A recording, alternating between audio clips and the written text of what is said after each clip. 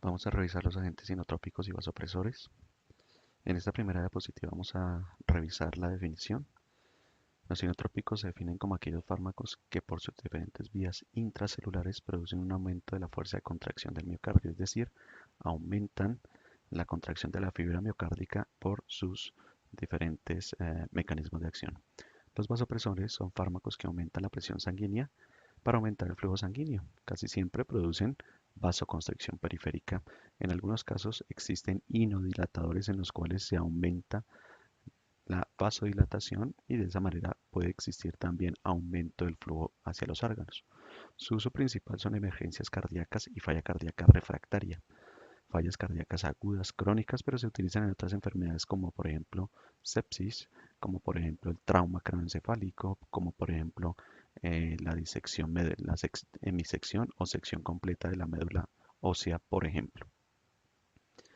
Los inotrópicos en general entonces aumentan la contractilidad del músculo cardíaco, mientras que los vasopresores aumentan el tono vascular.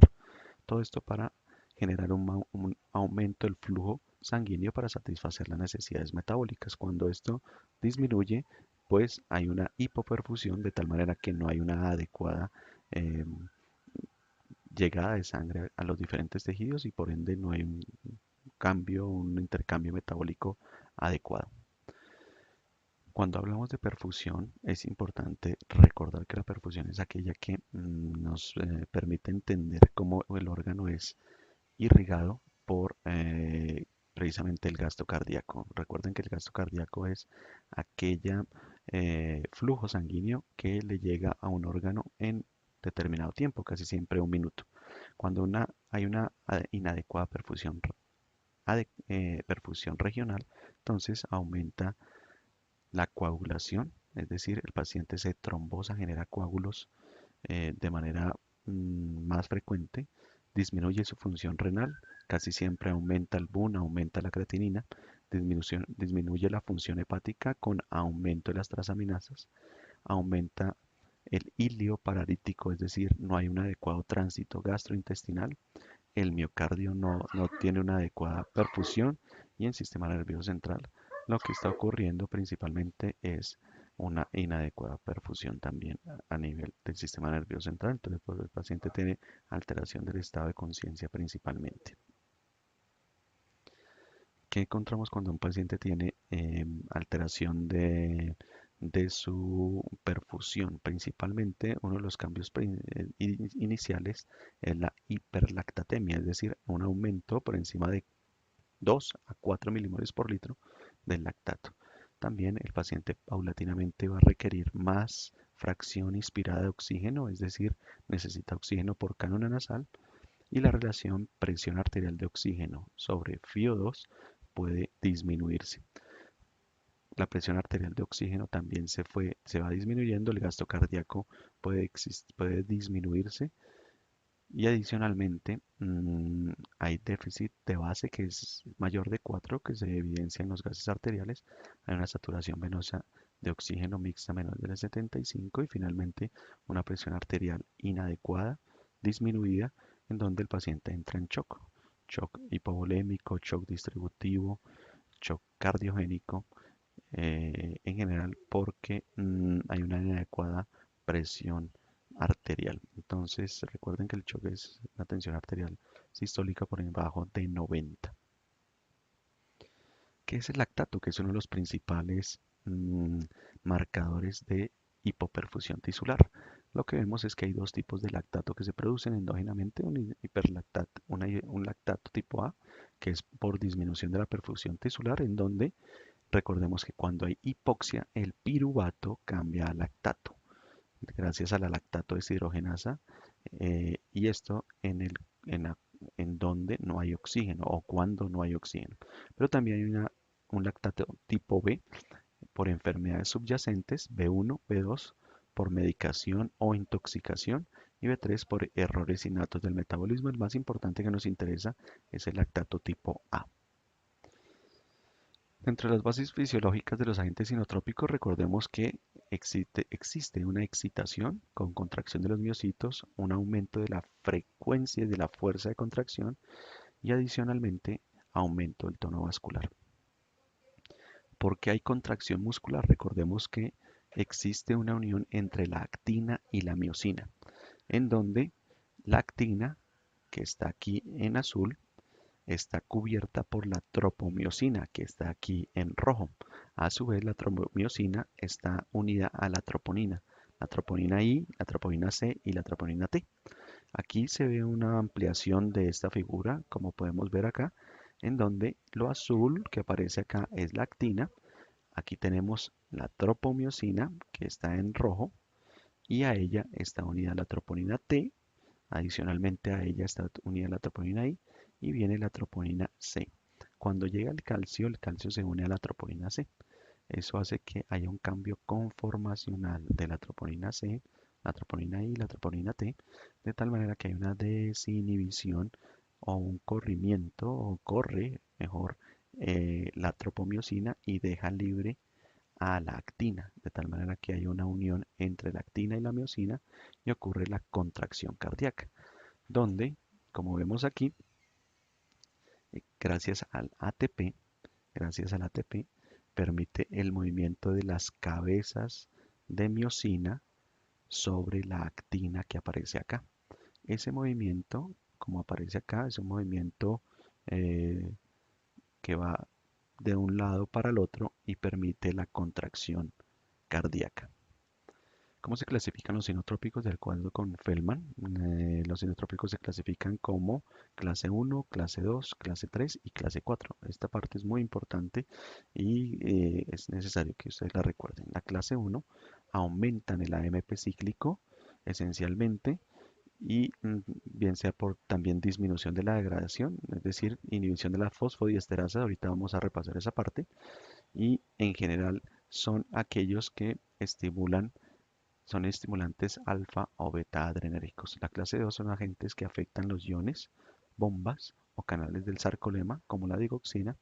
La clase 3 son agentes que modulan los mecanismos del calcio intracelular, como la flosequina, o adicionalmente el levosimendan. Y la clase 4 son agentes que tienen múltiples mecanismos de acción, pimobendan o besnarrinone, por ejemplo. Entonces, digamos que aquí podemos observar cómo en falla cardíaca se puede utilizar cada uno de estos medicamentos, los agentes inotrópicos, para tratar de aumentar una fracción de eyección que eventualmente está disminuida, o la digoxina para también aumentar esa fracción de eyección. Recordemos que hay activación del sistema nervioso simpático y adicionalmente hay activación del eje renina, angiotensina, aldosterona, que se puede inhibir a través de la espironolactona o a través de diuréticos para disminuir la retención de sodio y agua que ocurre por el eje renina-angiotensina-aldosterona. Adicionalmente, esto lo que trata de hacer es aumentar la presión de llenado capilar y la presión de llenado miocárdico de tal manera que aumenta la fuerza de contracción. Si esto no se detiene, si yo no inhibo todo este proceso, principalmente ocurre una remodelación cardíaca y finalmente pues una dilatación del miocardio. Entonces la idea es tratar de disminuir o inhibir todos estos procesos para disminuir la falla cardíaca. Entonces, ¿cómo es la actividad molecular de los receptores beta 1 cardíacos? Recordemos que el receptor beta 1 es es un receptor de tipo metabotrópico, en donde cuando se une el receptor en general, un beta 1 agonista, entonces lo que ocurre es una activación de la proteína G. Recordemos que la proteína G está constituida por una unidad alfa, beta y gamma, y adicionalmente la unidad alfa está unida a un GDP. En este caso, entonces, una vez se une el receptor, viene y se activa la subunidad alfa de la proteína G, aumentando o cambiando el GDP por GTP. En ese momento, esa subunidad alfa que está activada viene y se activa un efector que se llama la adenilciclasa. ¿Qué hace la adenilciclasa? Coge el ATP y lo transforma en AMP cíclico, de tal manera que se aumenta el AMP cíclico, y el AMP cíclico activa la proteinquinasa A. La proteinquinasa A, que está inactiva, a través del AMP cíclico se activa generando fosforilación de diferentes receptores. Uno de esos receptores, por ejemplo, son los receptores frente al potasio, que lo que generan en general es la entrada de potasio.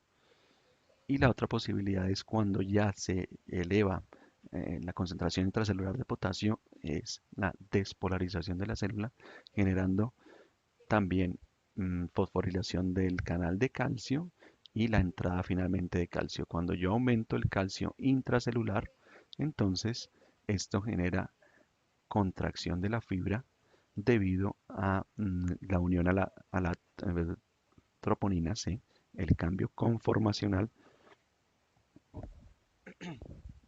que vimos anteriormente y después, posteriormente, viene la inactivación del AMP cíclico.